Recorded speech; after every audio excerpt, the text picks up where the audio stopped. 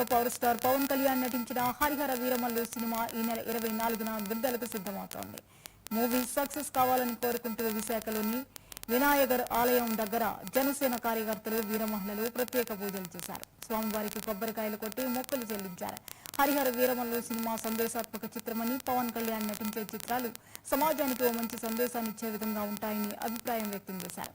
సినిమాను విజయవంతం చేయడంలో ప్రతి ఒక్కరూ భాగస్వాములు కావాలని కోరారు.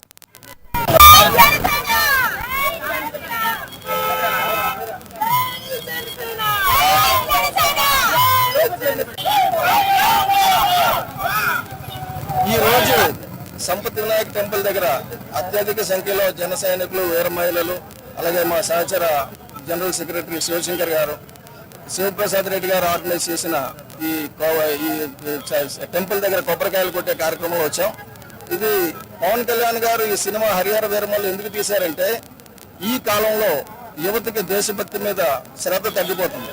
సోషల్ మీడియాలో మిగతా అన్ని అవైలబుల్గా ఉండడం వల్ల వారికి కాస్త దేశభక్తిని పరిచయం చేద్దామని, మన తాత ముత్తాతలు ఎంత సాక్రిఫైస్ చేస్తే ఈ దేశానికి స్వాతంత్రం వచ్చింది.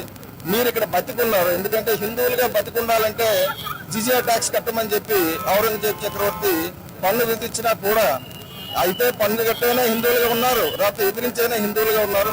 ఛత్రపతి శివాజీ గారు మరణానంతరం అతను బతికున్నంతకాలం ఆ ఔరంగజేబ్కి చుక్కలు చూపించారు. అతని మరణానంతరం ఒక పిల్లడు జన్మిస్తాడు. అంటే ఒక రకంగా చెప్పాలంటే ఈ సినిమాలో ఛత్రపతి శివాజీ మళ్ళీ పుడితే రెండో జన్మ తీసుకుంటే ఎలా ఉంటుంది అన్నది నేపథ్యం. ఆ తర్వాత ఆయన చేసిన కష్టం, బేసిక్ గా హిందూ ధర్మం మీద జరిగిన దాడిని నుంచి హిందువుల్ని రక్షించడానికి ఆయన పడ్డ శ్రమ ఈ సినిమాలో కనబడుతుంది. తప్పకుండా దేశం అంతా కలిసి చూడాల్సిన సినిమా. ఎందుకంటే నార్త్ ఇండియాలో ఎన్నో టెంపుల్స్ ని ధ్వంసం చేశారు, సౌత్ ఇండియాలో ఎన్నో టెంపుల్స్ ని ధ్వంసం చేశారు. ఆ కథ కూడా ఇందులో ప్రస్తావిస్తారు.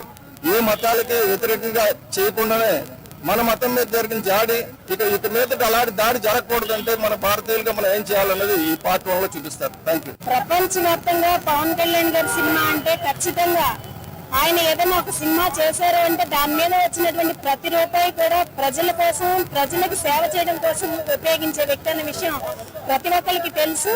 మరి ఆయన ఏ సినిమాలో నటించాల్సిన అవసరం వచ్చినా కూడా ఆ పాత్రలో జీవిస్తూ మరి సమాజానికి ఏదో ఒక మెసేజ్ ని పంపించే విధంగా గతంలో వకీల్ సాబ్ సినిమాతో మరి మహిళల సమస్యలు వాళ్ళకి ఏ రకంగా అండగా నిలబడాలనే అంశం కానివ్వండి, లేకపోతే కెమెరామెన్ గంగతో రాంబాబు సినిమాలో జర్నలిస్ట్ సమస్యల్ని ప్రస్తావించే అంశం కానీ, ప్రతి సినిమా కూడా సందేశాత్మకమైన సినిమాలే ఆయన నటించినవి.